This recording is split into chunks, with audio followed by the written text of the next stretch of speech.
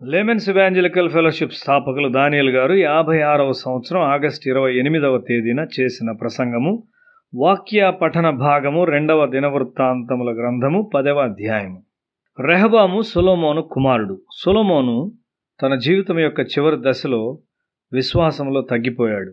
సాధారణంగా కొందరు వృద్ధాప్యం వస్తూ ఉండగా విశ్వాసంలో వృద్ధి చెందుతూ ఉంటారు. కొందరికి అవసరతకు తగినంతగా విశ్వాసం ఉండదు. యవనస్తులు విశ్వాసంలో వృద్ధి చెందాలి. లేని ఎడల అతడు వివాహమాడినప్పుడు అతని విశ్వాసము తన కుటుంబమునకు తగినంతగా ఉండదు. పిల్లలు పుట్టినప్పుడు విశ్వాసము తప్పక ఎదుగుచూ ఉండవలసి ఉన్నది. అప్పుడు మాత్రమే జీవితము నెమ్మదిగా కొనసాగును. సాధారణంగా కుటుంబ సభ్యులు అధికమగుచున్న కొలది మరియు పిల్లలు ఎదుగుచుండగా డబ్బు ప్రాధాన్యత పెరుగుతుంది. కాబట్టి విశ్వాసము కూడా ఎక్కువగా ఎదగవలసి ఉన్నది. నీ వయసులో ఎదుగుచున్న కొలది నీ ప్రార్థన విశ్వాసముతో కూడిన ప్రార్థనగా ఎదగవలసి ఉన్నది.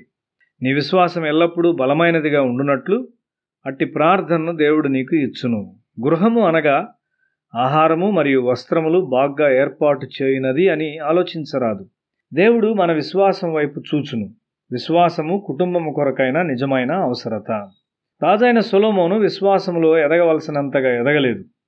మందిరం యొక్క ప్రతిష్ఠ సమయంలో అతని గొప్ప ప్రార్థన మరియు పొందిన జవాబునకు వ్యత్యాసముగా అతని విశ్వాసమును ఆటంకపరిచిన దైవభక్తి లేని స్త్రీలతో సాంగత్యం చేశాడు. జీవిత బాటలో క్రొత్త పరిచయస్తులు మరియు క్రొత్త స్నేహితులు జీవితంలోనికి వస్తుంటారు. వారి విశ్వాసము లేక విశ్వాసలేమి నీ మీద ప్రభావం చూపిస్తుంది. నీ విశ్వాస జీవితంలో నీకు సహాయంగా ఉండునట్లు నీ పరిచయస్తులు ఉండవలసి ఉన్నారు. ఏ వినోదము నీవు కలిగియుండు ఏదియు లేక నీవు కొనున్నది ఏదియు నీ విశ్వాస జీవితమును ఆటంకపరచునట్లు నీవు అనుమతించరాదు.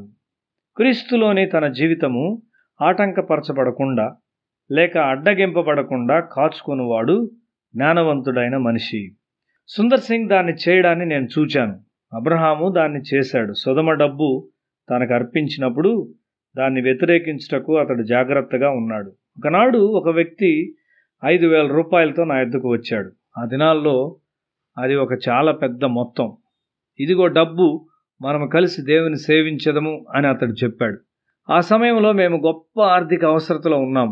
అయితే నేను, లేదు, నీ డబ్బు నాకు అవసరం లేదు. డబ్బు ద్వారా ఒకడు దేవుని పని చేయలేడు. విశ్వాసము ద్వారా మాత్రమే ఒకడు దేవుని సేవించగలడు అని చెప్పాను. సొలొమోను విశ్వాసములో మరియు ప్రార్థనలో క్షీణిస్తూ ఉండగా అతని చుట్టూ శత్రువులు లేచారు. అతని సమాధానపు పాలన ఆటంకపరచబడింది. యెరోబాము అటువంటి శత్రువుల్లో ఒకడు. అతడు ఒక దుష్టుడైన మనిషి గాని ఒక రాజకీయ మేధా సంపన్నుడు. సొలొమోను విశ్వాసములో క్షీణించుట తన కుమారుని మీద ప్రభావం చూపినది. ప్రతి విశ్వాస ఫలము కొనసాగు నాణ్యతను కలిగి ఉంటుంది. సొలొమోను చాలా జ్ఞానంతో మందిరాన్ని కట్టాడు గాని తన పిల్లలు ఎదుగుచున్నప్పుడు తన శీలము అనే మందిరమును కట్టుటలో నిర్లక్ష్య పెట్టాడు. రెహబాము తన పరిపాలన ప్రారంభమున ప్రభుత్వములో తన భవిష్యత్తు విధానాన్ని గూర్చి చాలా ప్రాముఖ్యమైన తీర్మానాన్ని తీసుకొనవలసి ఉన్నాడు.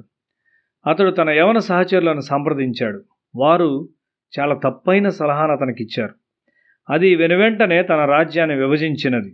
అతని రాజ్యము 6వ వంతునకు తగ్గించబడింది. మనం ప్రార్థనలో తగ్గిపోవచ్చున్నప్పుడు చీకటి శక్తులు మన మీద శక్తి కలిగి ఉంటాయి.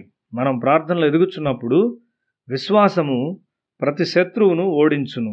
యేసు శిలువ మీద చీకటి శక్తులను ఓడించాడు మరియు మన కొరకు వాటి నుండి ఒక శాశ్వతమైన భద్రతను సంపాదించాడు. లూకా సువార్త 10వ అధ్యాయం 18-19 వచనాలు. సాతాను మెరుపు వలె ఆకాశము నుండి పడుట చూచితిని. ఇదిగో, పాములను తేళ్లను త్రొక్కుటకును శత్రువు బలమంతటి మీదను మీకు అధికారం అనుగ్రహించి ఉన్నాను. ఏదియు మీకెంత మాత్రమును హాని చేయదు.